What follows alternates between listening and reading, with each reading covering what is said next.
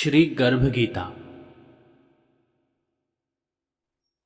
अर्जुन बोले, हे भगवान, कृपा बताएं कि जीव जब गर्भ में आता है तो वह किस पूर्व कर्म के कारण आता है। हे मधुसूदन, प्राणी जन्म के पूर्व गर्भवास का कष्ट भोगता है और जन्म लेते समय भी असह्य कष्ट पाता है। इसके उपरांत वह संसार में रहकर रोग पीड़ा भोगता है। उसे बुढ़ापा आता है, प्राणी की मृत्यु भी होती है। अस्तु प्रभु जी, कृपया यह बताएं कि वे कौन से कर्म हैं जो प्राणी को जन्म मरण से रहित बनाते हैं। श्री भगवान बोले, हे अर्जुन, जन्म मरण का बंधन उन प्राणियों की नियति है जो संसार में लिप्त रहते हैं। ऐसे प्राणी संसार में अनुरक्त रहते हैं, अर्थात संसार के नश्वर पदार्थों से ही प्रेम करते हैं। वे सांसारिक वस्तुओं की कामना करते हैं। प्राणी संसार की माया पाने की चेष्टा तो करता है, परंतु मेरी भक्ति पर ध्यान नहीं देता। इसके कारण वह बारंबार और अनेक योनियों में जाकर जरा मरण का दुख उठाता है। अर्जुन बोले, हे जनार्दन, सांसारिक माया मोह से मुक्ति तो बहुत कठिन है। माया चित्त हर लेती है। मन काम, क्रोध, लोभ, मोह और अहंकार रूपी विकार से घिरा मदमस्त हाथी है। तृष्णा रूपी शक्ति इसे प्रेरणा देती है। पंच विकारों में अहंकार प्रबल है, जो कि प्राणी को नरक में ले जाता है। हे हृषिकेश, इस मदमस्त हाथी को कैसे वश में किया जाए? मन को भक्ति में लगाने हेतु क्या उपाय करना उचित है? श्री भगवान बोले, हे धनंजय, जैसे मदमस्त हाथी को वश में करने के लिए अंकुश की आवश्यकता होती है, उसी प्रकार मन को वश में करने के लिए अभ्यास द्वारा ज्ञान प्राप्त करना आवश्यक होता है। भक्ति और ज्ञान बराबर अभ्यास करते रहने पर ही प्राप्त होते हैं। अर्जुन बोले, हे मधुसूदन, आपकी भक्ति के लिए कोई वनखंडों में जा रमते हैं और कोई वैरागी बनकर स्थान स्थान पर भ्रमण करते रहते हैं। हे प्रभु, कृपा बताएं कि आपकी भक्ति कैसे मिल सकती है। श्री भगवान बोले, हे अर्जुन, मेरी खोज में वन वन भटकते सन्यासी अथवा स्थान स्थान पर जाने वाले वैरागी मुझे तब तक प्राप्त नहीं कर पाते जब तक उनके हृदय में मेरा निवास नहीं होता। तब अथवा वैराग्य का अहम तो मेरी भक्ति पाने में बाधा डालता है। जटा धारण करने अथवा भस्म लगा वैरागी बनने मात्र से जीव मेरी कृपा का पात्र नहीं बन जाता। अहंकारी को तो मेरा दर्शन सुलभ ही नहीं होता। मैं शुद्ध हृदय वाले सतत अभ्यासी ऐसे जीव को मिलता हूं जो काम, क्रोध, मोह, ममता और अहंकार से परे है। अर्जुन बोले, हे माधव, प्राणी पंच विकार जनित प्रवृत्ति के कारण लौकिक जीवन नष्ट कर लेता है। हे मुरारी, कृपा बताएं कि वह कौन सा पाप है जिसके कारण किसी व्यक्ति की स्त्री असमय मर जाती है। किन पापों के फलस्वरूप अल्प आयु में पुत्र मर जाता है। कौन से पाप के कारण व्यक्ति वीर्यहीन हो जाता है। श्री भगवान बोले, किसी का लिया हुआ ऋण नहीं चुकाने वाला पति पत्नी हानि का दुख उठाता है। उसी प्रकार किसी की धरोहर अमानत को न लौटाने वाले का पुत्र अल्प आयु में मर जाता है।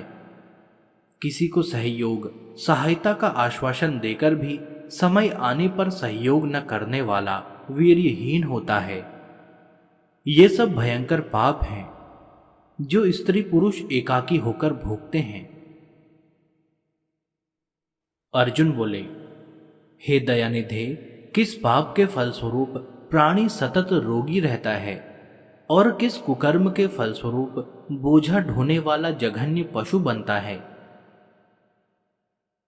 श्री भगवान बोले, हे अर्जुन, कोई सौभाग्य कांक्षणी कन्या को बेचने वाला सतत रोगी रहता है। अभक्ष्य भोजन और मादक द्रव्य का सेवन करने वाला अधम योनि में जन्म लेता है। झूठी गवाही देने वाला, भोजन बनाकर पंच कंवल कर स्वयं भोजन करने वाला बिल्ली और सूकर की योनि प्राप्त करता है। अर्जुन बोले, हे प्रभु, इस संसार में जिनको आपने धन धान्य दिया है और उत्तम साधन दिए हैं, तो उनका पुण्य क्या था? श्री भगवान बोले, उत्तम रीति से सुयोग्य पात्र को स्वर्ण आदि दान करने वाला धन धान्य और वाहन आदि पाता है।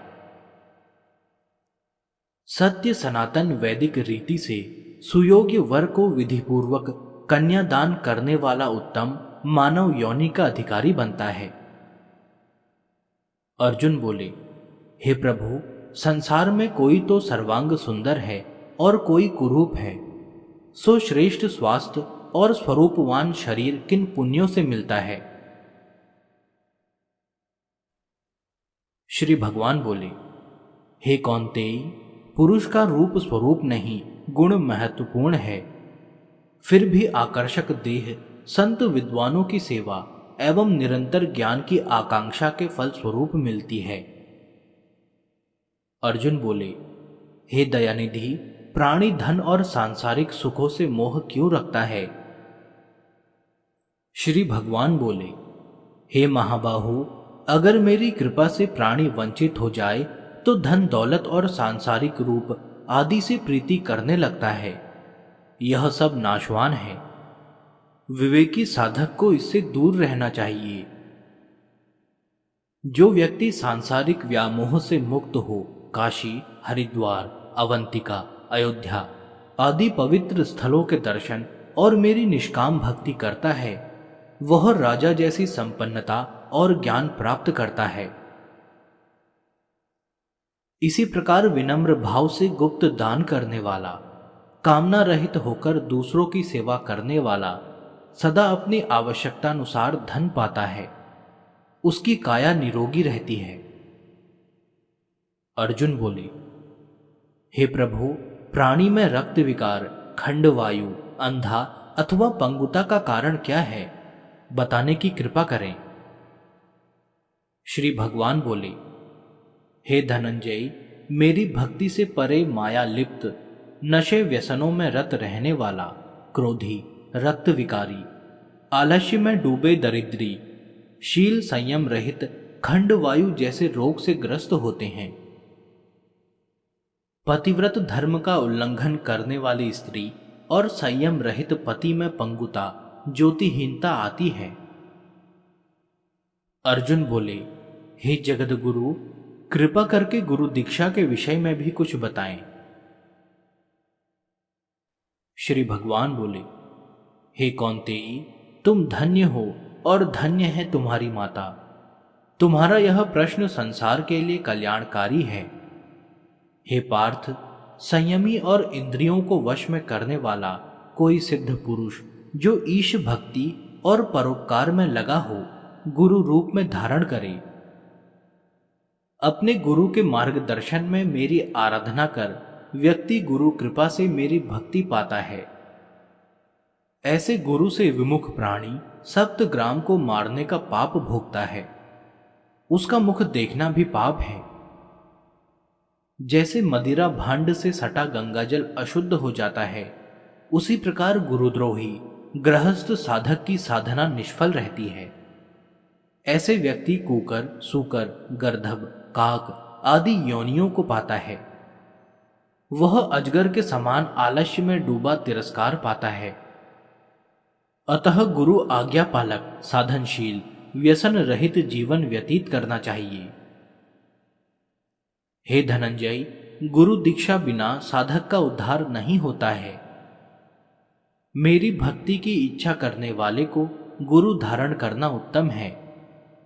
जैसे नदियों में गंगा, व्रतों में एकादशी और जीवों में मनुष्य तन श्रेष्ठ है, उसी प्रकार साधक की सिद्धियों में गुरु कृपा श्रेष्ठ है।